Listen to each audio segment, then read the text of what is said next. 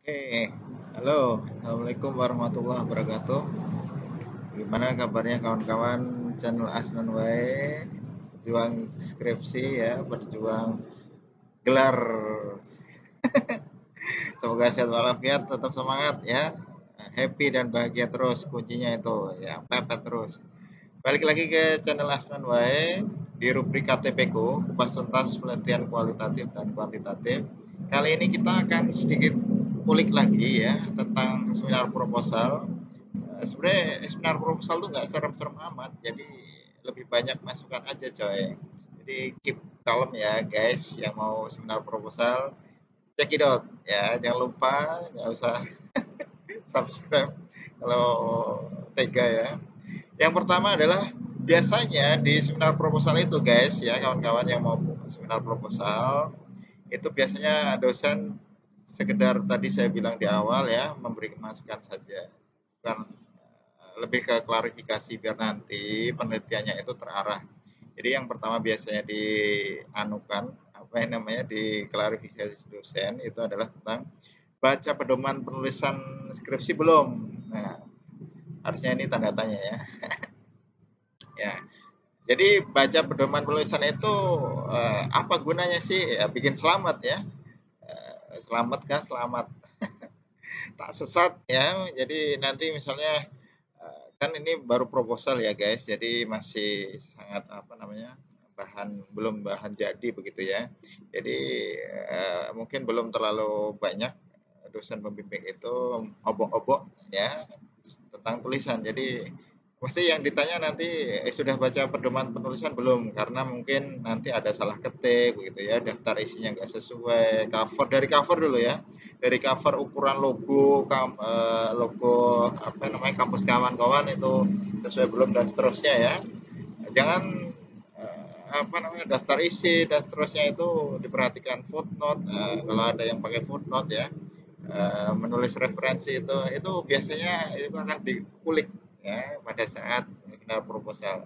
Jadi santai aja. Kalau kalian sudah baca pedomannya ya yang terupdate tentunya ya.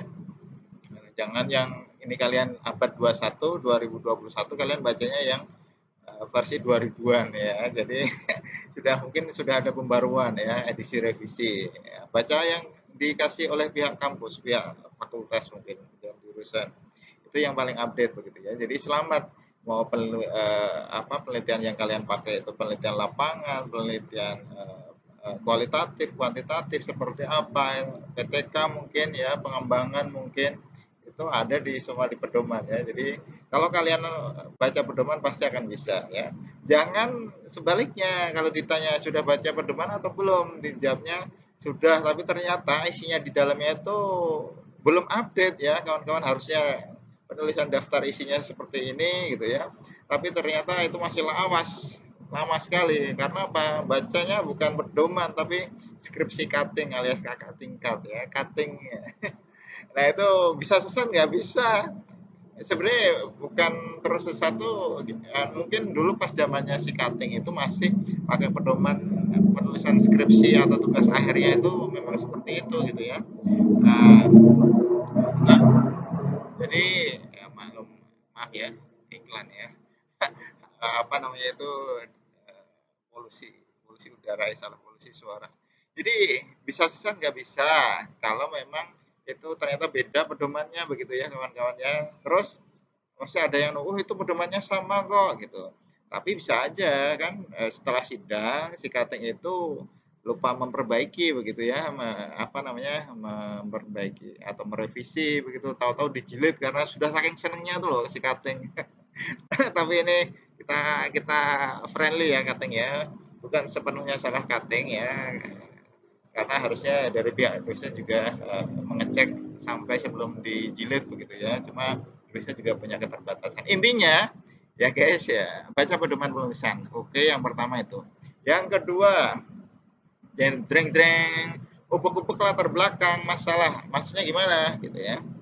Jadi biasanya yang diubek-ubek oleh dosen, memberi masukan nantinya ya, memberi masukan saja tadi ya, itu adalah di latar belakang masalah ya. Jadi mengapa kamu memilih variabel ini, mengapa penelitiannya di sini, mengapa materinya ini dan seterusnya itu harus ilmiah ya.